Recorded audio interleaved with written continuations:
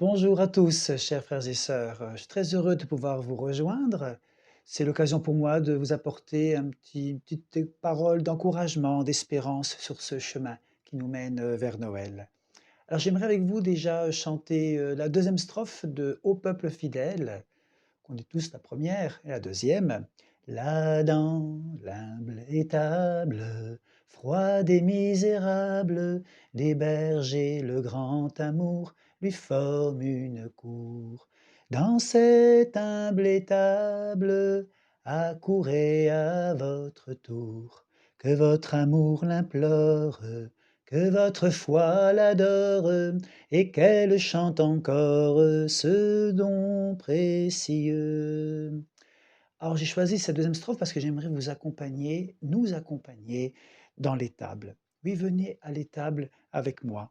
L'étable, c'est un petit peu moi, nous, c'est la réalité de beaucoup de ce qu'ils vivent en ce moment autour de nous.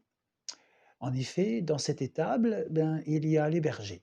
Les bergers, ce sont des personnes mises de côté, qui travaillent durement pour un salaire de misère.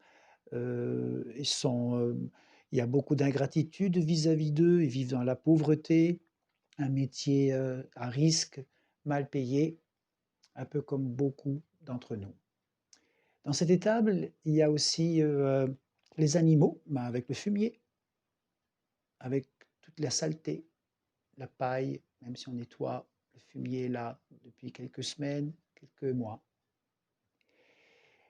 Et puis dans cette étable n'est pas installée à Bethléem même, au centre-ville, si on pourrait dire, comme Marie et Joseph cherchent un lieu pour l'accouchement de Marie. Il n'y a plus de place, il faut qu'ils aillent dans un endroit beaucoup plus isolé, un peu mis à l'écart, seul.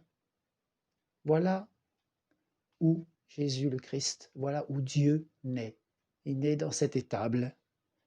Il n'est pas dans un beau château, dans une belle maison aménagée, toute neuve. Non, on devrait se rappeler, et c'est le message que j'aimerais vous laisser, on devrait se rappeler que cette étable où naît Dieu, c'est nous. Dans cette période de Noël, beaucoup doivent se débattre contre des montagnes de problèmes, un travail peu reconnu quand on en a un, mal payé, à risque. Depuis des mois, il y a toutes les inquiétudes et les tensions qui se sont accumulées. Est-ce que je vais tomber malade? Beaucoup de choses ont été refoulées en nous.